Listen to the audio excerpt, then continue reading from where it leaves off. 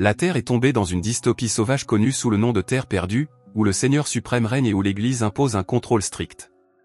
Grey Alice, condamnée comme sorcière, est sur le point d'être pendue en guise d'avertissement public. Après le départ du bourreau, la sorcière jette un sort à un garde, lui faisant croire que c'est lui qui sera exécuté. Paniqué, il tire sur la corde et la libère involontairement, puis tire mortellement sur un autre garde, le prenant pour elle. L'auteur du crime revient, exécute le garde ensorcelé et entame une chasse à l'homme contre Grey. Restant caché, Grey élimine silencieusement les soldats un par un, jusqu'à ce qu'il ne reste plus que l'exécuteur. Lorsque l'exécuteur plaide pour une mort rapide, Grey la pend. La foule assiste à la scène dans un silence stupéfait, surnommant Grey la sorcière qui ne sera pas pendue. Ailleurs, un chasseur nommé Boyce traverse un tunnel et sent à juste titre qu'il s'agit d'une embuscade. Lorsque ses assaillants émergent, l'un d'eux saisit son arme, mais un serpent à 2 têtes qui y est attaché le mord et le tue. Boyce invoque magiquement des armes à feu et tue rapidement les autres. Il récupère le serpent et s'éloigne calmement. Grey se réfugie dans une tour, laissant des pièces à une aveugle qui la connaît de réputation et de gentillesse. Elle reçoit bientôt la visite de la reine, épouse de l'Overlord, et de Jérys, chef de l'Overwatch. La reine demande officiellement l'aide de Grey, sachant que ce dernier est tenu d'honorer toute demande. Elle veut que Grey trouve et tue un métamorphe, un loup-garou, avant la pleine lune qui se lève dans une semaine, afin que la reine puisse absorber son pouvoir. Après le départ de la reine, Jérys supplie Grey en privé de saboter la mission, croyant que son échec profitera à la reine. Grey accepte et utilise sa magie pour localiser le loup-garou en pénétrant dans ses pensées. Il s'avère que la reine méprise son maître mourant et que Boyce, qui erre désormais seul, a été son amant secret. Dans un bar, Grey aborde Boyce et lui propose de la guider à travers les perfides terres perdues. Boyce reconnaît la créature qu'il chasse, Sardor, également connue sous le nom de Grey Wolf. Leur conversation est interrompue par l'irruption de soldats. L'un d'eux attaque depuis un étage supérieur, mais Boyce lui lance son serpent, le tuant sur le coup. L'homme de main arrive immédiatement et tue rapidement le serpent. Mais lorsqu'elle se retourne, Grey et Boyce se sont déjà échappés. L'exécuteur travaille avec le patriarche, un personnage puissant fidèle au suzerain, qui complote secrètement pour le renverser ainsi que la reine. Le patriarche charge l'exécuteur et un groupe d'acolytes de capturer Grey Alice, de lui arracher des aveux et de l'exécuter. Alors que Grey et Boyce errent dans les terres perdues, ils campent pour la nuit. Boyce cherche un nouveau compagnon serpent, mais n'en trouve aucun à son goût. Le lendemain, ils arrivent à un comptoir tenu par Mara et Ross, 2 vieux amis de Boyce. Lorsque Grey insiste sur le fait qu'ils doivent trouver le métamorphe dans quelques jours, Boyce accepte de prendre un raccourci risqué. Au matin, Boyce prévient Grey que Mara et Ross sont peut-être les dernières personnes à qui l'on peut faire confiance dans ces contrées. Avant de partir, Grey remarque le squelette d'une bête enfermée dans une cage. Au même moment, l'auteur du crime commence sa chasse à travers les terres perdues, à bord d'un train lourdement armé. De retour en ville, la reine confronte le patriarche pour avoir mobilisé toutes les forces militaires sans son consentement, laissant la capitale sans défense. Il l'accuse de trahison, ce qu'elle nie fermement. Pendant ce temps, les soldats localisent Ross et Mara. Après les avoir brutalement interrogés, Mara révèle que Grey et Boyce sont en route pour Skull River. Les soldats exécutent Ross et brûlent sa maison. Le lendemain, la reine découvre qu'elle est enceinte.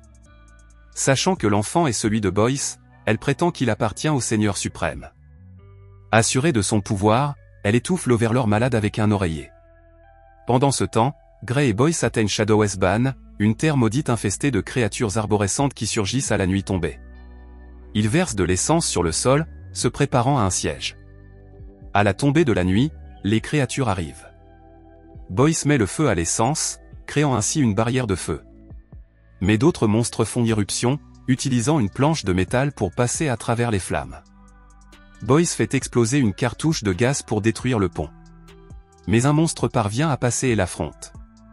Grey le repousse dans un combat brutal au corps à corps. Ensemble, ils le tuent. Boyce le poignarde avec une tige de métal et Grey provoque une plus grande explosion. Soudain, le chef des monstres descend avec sa meute. Il reconnaît Grey et l'avertit qu'elle ne doit jamais revenir. Grey lance un puissant sort d'illusion qui engloutit les créatures dans les flammes. Elle avoue ensuite à Boyce qu'elle est dangereuse et indigne de confiance. En ville, le patriarche annonce publiquement la mort du suzerain et proclame l'enfant à naître de la reine comme héritier. Il s'agenouille et jure fidélité, mais en privé, il se moque d'elle et ordonne à l'exécuteur testamentaire d'accélérer leur plan. En réponse, la reine séduit Gérus et le convainc de l'aider à éliminer le patriarche avant qu'il ne puisse diriger l'armée contre les rebelles. Gray et Boyce arrivent au champ de feu où ils affronteront le métamorphe le lendemain. Gray incite Boyce à prendre ses honoraires et à partir tant qu'il le peut, mais il refuse et lui demande de revenir avec lui. Malheureusement, elle lui révèle qu'elle ne peut pas. Elle est liée par une malédiction qui l'oblige à répondre à toutes les demandes qui lui sont faites. Le lendemain, Gray et Boyce traversent un tunnel lorsqu'ils entendent le train des bourreaux approcher. N'ayant pas le temps de s'échapper, ils tendent un piège. Gray attire le train dans une impasse sur les rails brisés suspendus au-dessus du sol.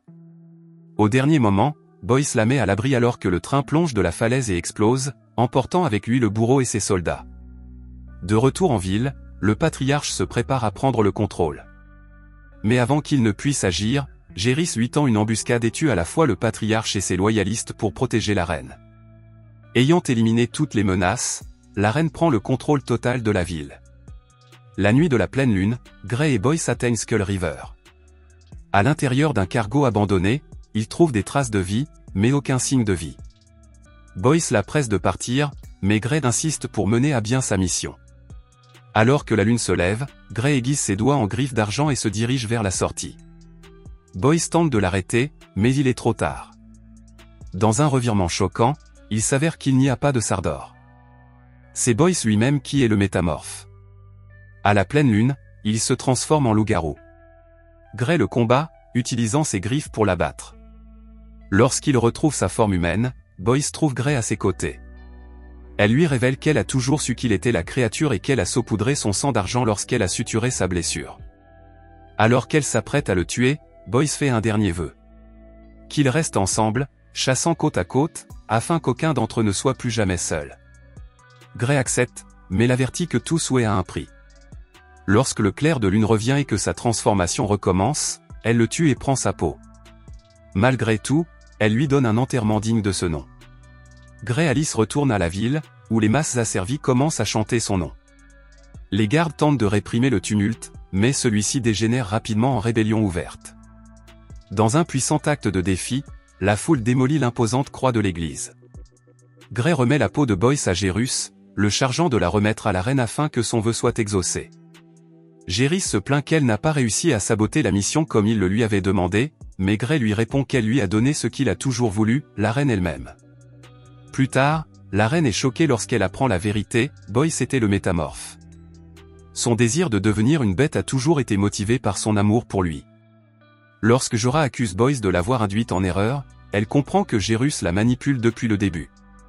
Dans un accès de chagrin et de rage, elle le tue en lui perçant le cou avec une épingle à cheveux. Pendant ce temps, la rébellion sévit dans les terres perdues. Avec la mort du Seigneur suprême et le pouvoir de l'Église brisé, le peuple se soulève. La reine fuit le chaos. Lorsque la lumière du soleil touche la peau de Boyce, celle-ci s'enflamme et brûle, tandis que son tombeau commence à trembler.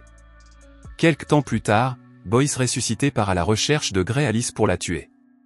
Elle lui dit qu'elle comptait sur son retour à la vie, tout comme elle savait que la rébellion se produirait. Boyce et Gray Alice décident alors d'unir leurs forces et de parcourir les terres perdues en survivant et en chassant ensemble.